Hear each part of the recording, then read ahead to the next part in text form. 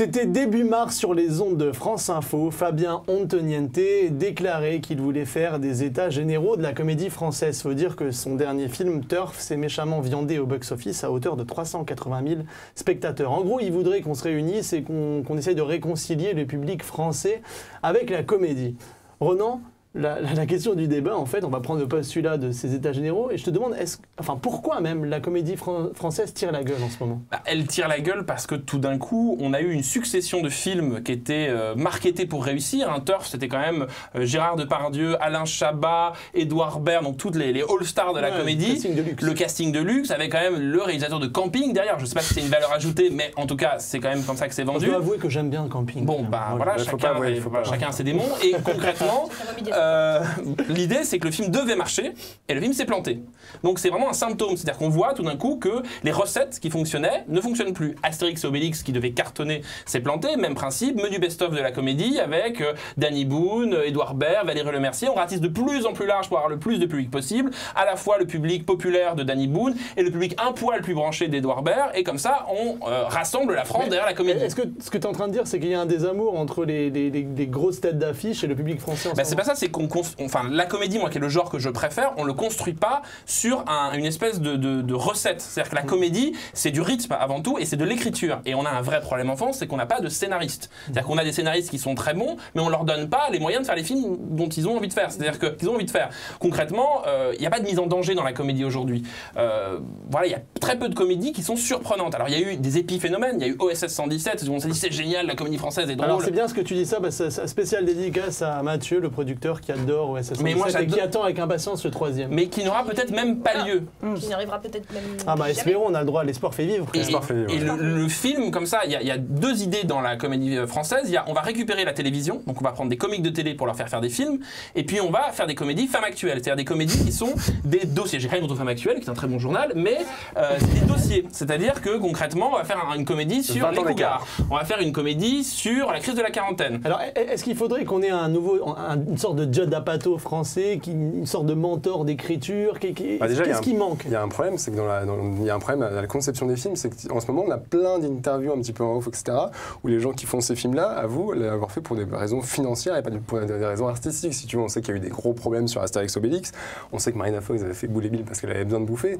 Donc il faudrait déjà qu'il y ait des gens qui aient envie de faire ces films-là et qui aient envie de raconter une histoire drôle plutôt que de ramener tout un tas d'acteurs pour faire de la thune, quoi. C'est ça le problème déjà à la base. Puis arrêter d'être anecdotique aussi, essayer d'avoir une vraie construction, peut-être un sujet de fond, que la comédie soit pas forcément. La comédie, c'est pas forcément. Je pense que la plupart des films comiques, et je pense notamment à SS 117, c'est pas des films où t'es tout le temps le cul par terre en train de mordre rire. C'est-à-dire que c'est plutôt une ambiance et on va te raconter autre chose, on va parler d'autre chose. Il y a un problème de. Moi, je pense par exemple au Bronzé 3, ça me vient à la tête. Ah oui, tu reviens aux fondamentaux. J'ai pas peur mais voilà, j'ai pas peur, j'y vais à la rame. Et voilà, et les Bronzés 3, c'est quand même les retrouvailles 27 ans après des mecs qui nous ont fait rire dans les années 70. Et là, donc on raconte plus rien, juste regardez, ils sont vieux, ils sont ridicules, et t'entends, il y a quelques petits épi-histoires. En fait, c'est la facilité absolue. Et il y a des épi-histoires genre, tiens, leur fils il est gay, oh bah voilà, ça va faire. Et finalement, c'est une épi-histoire drôle. Mais finalement, ça n'apporte rien au film. Mais pourtant, Marine, je sais pas, il y a quand même des comédies françaises qui sont assez sympas, qui continuent de sortir, mais qui sont peut-être pas forcément visibles et masquées par des campagnes de com, des grosses comédies aussi. Voilà, moi attention, aujourd'hui au cinéma, je boude un petit peu tous ces films à gros casting et à synopsis qui donnent même pas envie de se lever pour aller au cinéma, ni même de le regarder à la télé un dimanche soir. Mais il y a, en France aujourd'hui, je pense qu'il ne faut pas cracher non plus sur plein de petits films qui sortent, des comédies qui sont un peu bobos ou un peu générationnelles, qui font rire et qui font tout autant réfléchir. Je pense à Adieu Berthe l'an dernier, à Chercher Hortense, à Vivant dans mes mollets. En ce moment, il y a The Queen of Montreuil qui est super sympa. Et il y a eu un Chercher le garçon, je ne sais pas si vous avez vu ce film. Mais en fait, ce que tu dis est très juste, c'est-à-dire que tous les films que tu viens de citer sont des films qui ne passeront jamais à 20h50 sur TF1. Voilà. C'est-à-dire que jamais des films qui sont Adieu Berthe, donc Bruno Podalides, il n'a pas besoin de faire ses gammes de comédie. Ça fait quand même presque 20 ans qu'il fait des comédies. Ces films sont toujours aussi drôles et aussi étonnants. Mention spéciale Liberté Oléron. Liberté Oléron, qui est un film génial, qui est vraiment une comédie en plus populaire, c'est-à-dire que ça parle de la vie, ça parle des gens, ça parle. Jamais ça passera à 20h50. On ne matraque pas les gens avec ça, et puis je sais même pas si finalement. Non, c'est que le film n'est pas formaté pour TF1. Je sais même pas s'ils sont coproduits par des télés Oui. aussi, parce que c'est ça qui fait qu'il y a de l'argent et que donc on va avoir des gros castings. Oui, parce que tous les films qu'on a cités justement sont produits par Oui, la mais tu télé. prends Adi Hubert, au casting, t'as Valérie Lemercier, donc c'est quelque part, elle fait des choix artistiques intéressants aussi dans sa carrière, mais il y a des choses, on comprend pas trop pourquoi ces gens-là se tournent vers des films qui finalement n'intéressent personne aujourd'hui, parce que c'est tellement... Il y a un autre souci, c'est que le problème des castings, c'est que c'est toujours les mêmes personnes qu'on voit à l'écran. J'ai l'impression qu'on les reprend, on met 2-3 concepts. Je sais pas si vous vous souvenez, il y a eu une blague il y a quelques temps avec les films de Luc Besson où on disait qu'il avait une espèce de machine et puis ça mettait des mots genre Audi, pute, machin et tout. Ça faisait un film de Luc Besson. Bah là j'ai l'impression que pour la comédie c'est pareil, c'est genre tu vas prendre Dubosc, tu vas prendre Mathilde Seigné, tu vas prendre Danny Boone, hop, et hop ça donne un film. Et il y a vraiment, au bout d'un moment je me dis j'en ai marre à chaque fois, c'est quoi le dernier film de Dubosc, génial, ça va parler de quoi de camping qui fait ouais mais alors on est en train de stigmatiser des gens Dubosc qui fait rire des gens et donc s'il fait rire des gens c'est bien parce qu'il est drôle. Oui mais c'est-à-dire que le problème c'est qu'on le réutilise tout le temps dans le même schéma, tout le temps de la même façon. Parce qu'après ça devient un clivage entre les gens qui aiment la comédie populaire et puis cette rupture de la critique qui dirait non mais la comédie ça nous fait pas rire. Non, moi il y a des comédies populaires que je trouve extrêmement drôles. Non mais Dubosc, moi personnellement j'adore Dubosc. Après ça veut pas dire que j'adore ses films. Je pense qu'il a un potentiel mais qu'on le segmente forcément. Oui, dans 10 jours en or je crois, il avait montré un peu sa fibre dramatique qui était plutôt pas mal. Donc c'est vrai que c'est le système qui est... Disco prenait le risque d'aller un petit peu vers le drame, légèrement. Le drame du film, tu veux dire. Ils sont cantonnés à des personnages à chaque fois, comme elle dit, on les réutilise. Tu vois, c'est Dubosc qui devient pompier, c'est Dubosc qui devient je sais pas quoi. Et mais ils sont toujours en à ça restant lui-même. Oui, c'est ça. Au bout d'un moment, et tu dis oui, il y a des comédies populaires qui sont. Tu parlais des comédies populaires et du clivage avec la critique. Je prends un film comme Intouchable, qui a été un carton populaire, innommable. Enfin, c'est plus de 20 millions d'entrées, c'est énorme. Et bien, la critique a été aussi très enthousiaste. Pourquoi ? Parce que c'est de la qualité. Au bout d'un moment, ce film-là est drôle. Ce film parle d'un sujet qui est quand même pas oui, parce qu'on reproche souvent aux critiques de ne pas aimer les comédies françaises, mais quand même, quoi. Je veux dire, quand elles sont bonnes, on aime, quoi.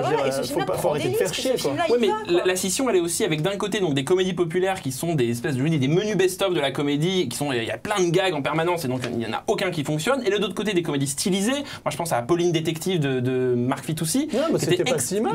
Mais qui sont toujours sur un petit ton, c'est-à-dire que la comédie d'auteur ne va jamais dans le comique immédiat, et alors que le comique populaire, il va vraiment. Il faudrait trouver un moment, et c'est ce que Michel Hazanavicius a osé, c'est-à-dire d'être dans la vraie comédie, d'être dans la générosité comique, de pas chercher à être intelligent aussi. Il y a aussi ça. Radio Star faisait bien ça. Voilà. Radio Star, moi, je trouve qu'il a vraiment réussi le coup. En utilisant aussi le côté un peu, allez, on va faire le tour de la France, ce côté un peu régional, aller vraiment en France profonde et tout. Mais il avait quand même réussi. C'était pas de la récup, ce film-là. Ouais. Il y avait de l'écriture. Il y avait une vraie idée, et puis surtout il y avait la voix d'une jeunesse qu'on entend enfin, parce que nous, on a plus ou moins tous le même âge et on a grandi dans les années 90, et pour nous, voir des mecs comme Manu Payet à l'écran qui fait des blagues qui nous font rire, c'est devenu très rare. Moi, les comédies françaises qui me parlent et qui me font rire sont très rares. Mais tu parles de jeunesse, et justement, il y a aussi toute cette tendance actuellement dans la comédie.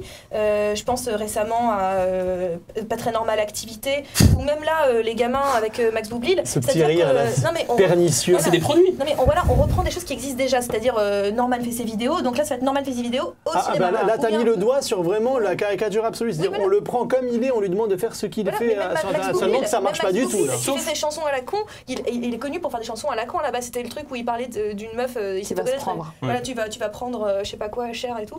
Je sais plus. Et voilà, enfin bon, il s'est fait connaître avec une chanson à la con. Résultat, qu'est-ce qu'il fait dans Les Gamins ? Il chante une chanson à la con. Sauf qu'on est tous à dire que Will Ferrell c'est absolument génial, que Adam Sandler c'est incroyable, que Judd Apatow, sauf que c'est exactement la même chose aux États-Unis. Ce sont des sketchs du SNL et on prend ces sketchs-là et on les fait. Donc c'est pas le système-là qui marche pas. C'est qu'à un moment, la preuve, ça marche pas.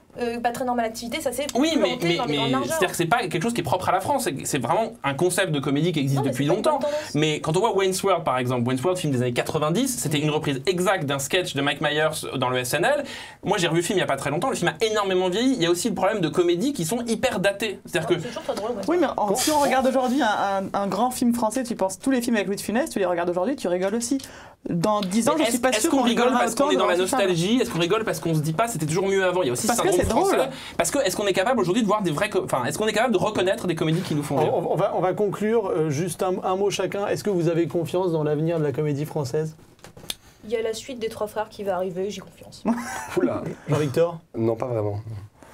Ce serait quand même mieux pour le cinéma français que la comédie marche. Marie. Moi, par la segmentation, avec des petits films qui montent, et je pense que ça peut aider. Bon merci à tous pour ce débat.